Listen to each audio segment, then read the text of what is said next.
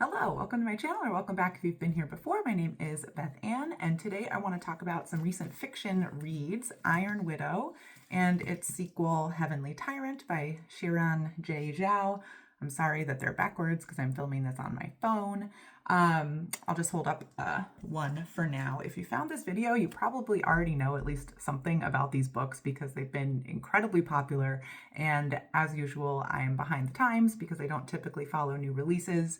I think the sequel, Heavenly Tyrant, came out in 2024. This one came out, I think, in 2021. I already forgot.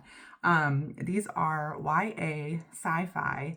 And the thing I loved about them is just they are just full of feminine rage against the patriarchy. And that is just so fun to read, especially in a YA setting, because in YA literature, authors often, especially these days, just kind of hit you over the head with whatever their message is. And that's exactly what these books do. We have a female main character, Wu Zetian, who is just like, she's on a rampage through this world, which is just amazing to witness and to go along for the ride. So like I said, if you're watching this video, you've probably already heard of these books, but we've got a story and a world that's futuristic sci-fi, although draws really heavily on inspiration from medieval or even pre-medieval Chinese history and Chinese mythology. Which is really fun to read about and really disturbing because a lot of the patriarchal issues in a book inspired by medieval China are still patriarchal issues we deal with today in many parts of the world, and including, of course, in the good old United States. So, like I said, really fun to just feel the rage in this book. That said, the the hammering you over the head with the messaging, it made for a really compelling read. Like, we have action-packed books where like the action is just bam, bam, bam, thing after thing is happening.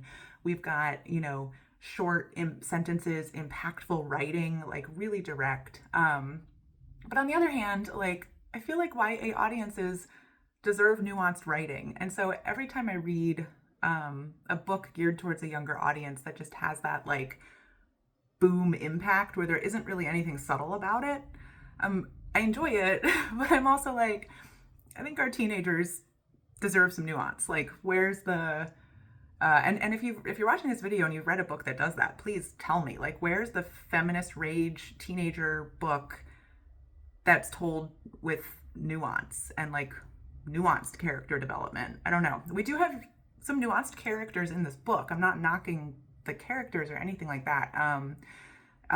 And in the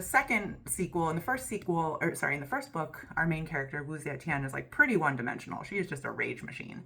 And in the second book, we start to see a little bit more growth from her and some sort of analysis and reflection on her actions, which is good to see. But anyway, it's very hit you on the head. Another thing about the hit you on the head aspect of it is that there's a few points in both of these books where all of a sudden characters are sort of coming out of the woodwork, being like super well versed in like different aspects of the socialist philosophy and thinking and writing, which for some characters it really makes a lot of sense. For other characters, like in the second book, pretty early on, a new sort of staff person who's helping Wu Zetian, just turns out she's like an encyclopedia of knowledge. And it kind of comes out of the blue, but then you learn more about the character's backstory later in the book, and it's like, oh, well, now it makes sense. But it was just kind of like, it takes you out of the story for a minute, because you're like, why does this character know all this theory and philosophy when I don't have, like, they weren't introduced as a character that you would expect to have that knowledge. So that sort of thing happens a few times. In the first book, there's a few moments where some of the main characters just start having like a huge paragraph of exposition.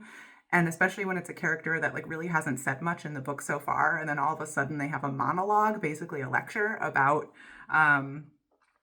sort of a socialist or sort of theory. It's kind of like, what's going on? So that took me out of the story a little bit.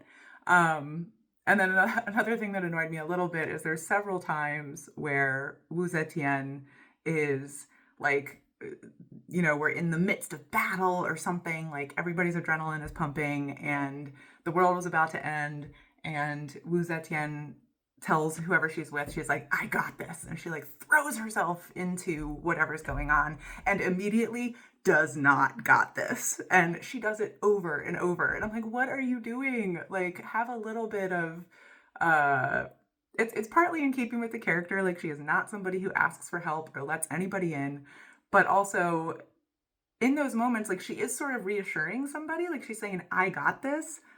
And then repeatedly, this happens multiple times, she does not, and almost ruins everything for everybody.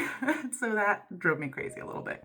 But overall, these were ripping, enjoyable reads. I read each of them in one day. This one I read on a plane. I was coming back from a work trip. Thankfully, my flights were delayed. I missed my connection, and I was just like, yes, because I could sit in the airport and read. And so I did, and it was great. And then the second one, I ignored my family and read in a day, and I was happy, but nobody else was.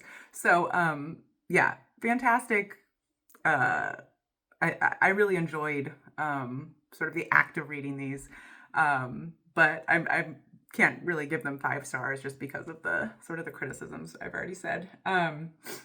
But yeah, if you want to read futuristic sci-fi where the world is not all that it seems, and we've got a woman just raging through and taking what she wants and being a boss, these books are really fun for that. So thanks for watching, and I hope to see you on the next video. Bye.